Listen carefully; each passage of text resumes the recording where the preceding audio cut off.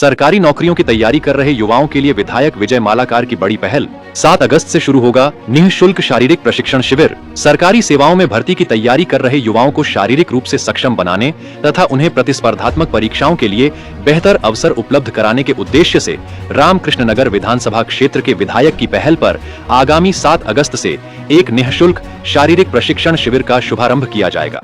यह प्रशिक्षण शिविर रामकृष्ण नगर मेडिकल कॉलेज के समीप स्थित मिनी स्टेडियम में आयोजित होगा, जहां विधानसभा क्षेत्र के विभिन्न क्षेत्रों से आने वाले युवक युवतियों को पुलिस, अर्धसैनिक बलों तथा अन्य सरकारी विभागों में भर्ती के लिए आवश्यक शारीरिक प्रशिक्षण प्रदान किया जाएगा।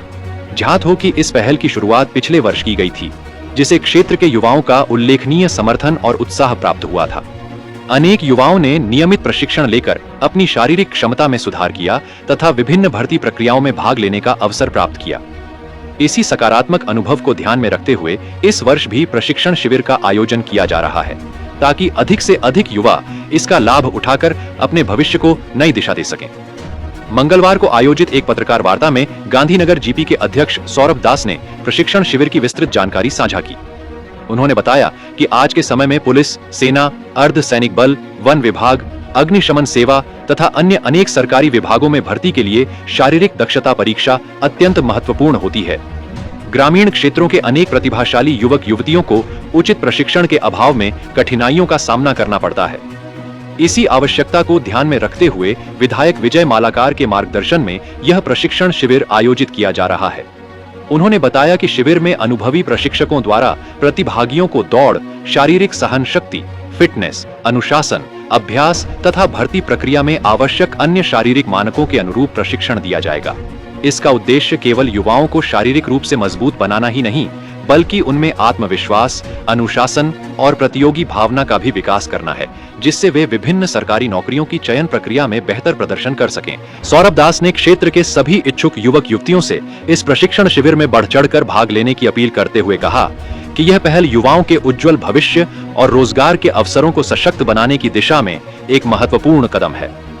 उन्होंने विश्वास व्यक्त किया कि इस प्रकार की पहल से क्षेत्र के अधिकाधिक युवा भविष्य में विभिन्न सरकारी सेवाओं में चयनित होकर अपने परिवार, समाज और राज्य का नाम रोशन करेंगे। पत्रकार वार्ता के दौरान श्री भूमि जिला युवा मोर्चा के सचिव दीपायन डे, सह अध्यक्ष जयंत दास, रामकृष्ण नगर मंडल युवा मोर्चा के सह अध्यक्ष समर दास एवं सनी दास, मंडल के महासचिव सुपायन घोष, दुर्लभछड़ा मंडल युवा मोर्चा के महासचिव शुभ्रजीत राय तथा भैरवनगर मंडल युवा मोर्चा के सदस्य संदीप दास भी उपस्थित रहे। सभी पदाधिकारियों ने इस पहल को क्षेत्र के युवाओं के लिए अत्यंत उपयोगी बताते हुए अधिक से अधिक युवाओं से इसमें भाग लेने का आह्वान किया। रामकृष्ण नगर से हीरक बनिक की रिपोर्ट, एबी न्यूज असम 19। সংবাদ সম্মেলনে উপস্থিত সকল সাংবাদিক ভাই এবং দাদা সবাইকে নমস্কার জানাই। আজকে আমরা এখানে সবাই উপস্থিত হয়েছি আমাদের রামকৃষ্ণনগর সমষ্টির বিধায়ক বিজয় মালাকার মহাশয়ের সম্পূর্ণ উদ্যোগে আগামী 7 অগস্ট থেকে আমাদের রামকৃষ্ণনগর মেডিকেল কলেজের পার্শ্ববর্তী ফুটবল স্টেডিয়ামে এক প্রশিক্ষণ শিবিরের আয়োজন করা হয়েছে।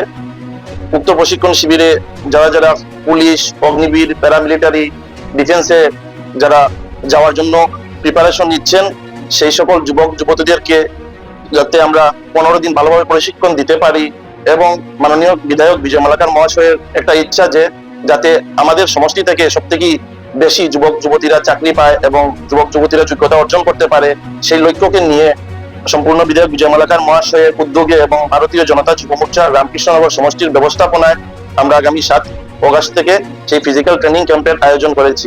আমরা যুবক যুবতীদের আমরা ওনাদের ন্যূনতম সুযোগ সুবিধারও ব্যবস্থা করেছি। আমরা সকালবেলা ওনাদেরকে ব্রেকফাস্টের ব্যবস্থা রেখেছি। আমরা যুবক যুবতীদের উৎসাহ বা ওদেরকে 15 দিনের ট্রেনিং কমপ্লিট করার পর ওদেরকে সম্মান জানানোর জন্য আমরা একটা সার্টিফিকেটের ব্যবস্থা করেছি।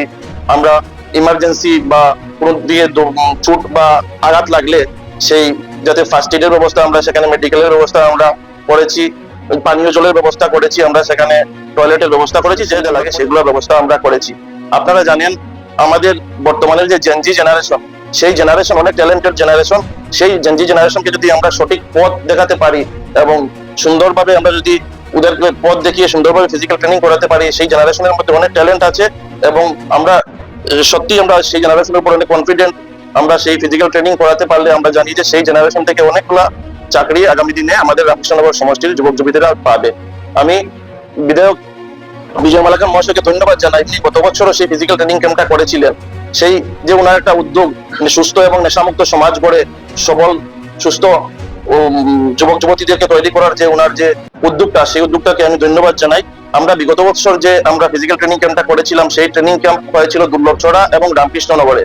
দুইটা মন্ডলে মিলে প্রায় 1500 যুবক যুবতীরা সেই ফিজিক্যাল ট্রেনিং ক্যাম্পে এসেছিল।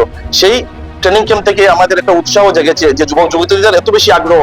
তখন আমরা প্র্যাকটিক্যালি যখন যুবক যুবতীদেরকে জিজ্ঞেস করলাম যে তোমাদের এত বেশি আগ্রহ কেন, তখন সেই যুবক যুবতীরা বললো যে আমরা বিগত দিনে কংগ্রেস গভর্নমেন্টের সময় যখন আমরা চাকরিগুলো হতো, সেগুলো স্বচ্ছ এবং দুর্নীতিমুক্ত ভাবে চাকরি হতো না, তখন আমাদের আশা আকাঙ্ক্ষা ছিল না। কিন্তু বর্তমান সরকারের সময় যেভাবে স্বচ্ছভাবে নিয়োগ হয়, সেই জন্য আমাদের আশা আকাঙ্ক্ষা আছে বর্তমান সরকারের প্রতি। তাই আমাদের একটা বিশ্বাস, আমরা যদি সুন্দরভাবে যদি ফিজিক্যাল ট্রেনিং করতে পারি এবং রিটেনের জন্য ভালোভাবে প্রিপারেশন নিতে পারি, তাহলে আমাদের চাকরি নিশ্চিত হবে।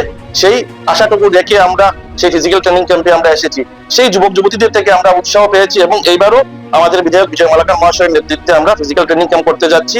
এবং আগামী সেই ফিজিক্যাল ট্রেনিং ক্যাম্পের 15 দিনের ফিজিক্যাল ট্রেনিং ক্যাম্পের পরেই আগামী 30 দিনের একটা রিটেন টেস্টের জন্য একটা কোচিং সেন্টারের ও বিনামূল্যে আয়োজন করা হবে। যে ট্রেনিং ক্যাম্প হয়েছিল এবং দুর্লভছড়া যে ট্রেনিং ক্যাম্প হয়েছিল, আমাদের কাছে নির্দিষ্ট সংখ্যা নেই কতজন চাকরি পেয়েছে, কিন্তু প্রায় নিয়ার অ্যাবাউট প্রায় আমাদের দেখা মতো প্রায় 40 থেকে 50 জন ছেলে মেয়েরা সেই ট্রেনিং ক্যাম্প থেকে চাকরি পেয়েছে। রিটেন টেস্টের জন্য যে কোচিং এর ব্যবস্থাটা, রামকৃষ্ণনগর যেহেতু হার্ট অফ দা সমষ্টির heart of the city Ramakrishnanagar, যেটা মিডিল পয়েন্ট হবে, সেইখানেই আমরা বিধায়ক বিজয় মালাকার মহাশয়ের সঙ্গে কথা বলে আমরা ব্যবস্থা নেব এবং আরো আমাদের যারা গার্জিয়ান যারা আছে ওনাদের সঙ্গে কথা বলে আমরা যে জায়গাটা সঠিক সুন্দর হবে, যেটা মধ্যবর্তী স্থান হবে, সেখানে আমরা ব্যবস্থা করব সেই রিটেন টেস্টের জন্য কোচিং সেন্টারের। গুয়াহাটি থেকে একটা ভালো কোচিং ইনস্টিটিউটকে নিয়ে আসবো আমরা, সেটার জন্য বিধায়ক বিজয় মালাকার অলরেডি কথা বলেছেন এবং আগামী দিনে সেটা আমরা মানে ওনাদের সঙ্গে চুক্তি ফাইনাল করে দেবো। তারপর সেই রিটেনের জন্য কোচিং এর ব্যবস্থাটা শুরু করব।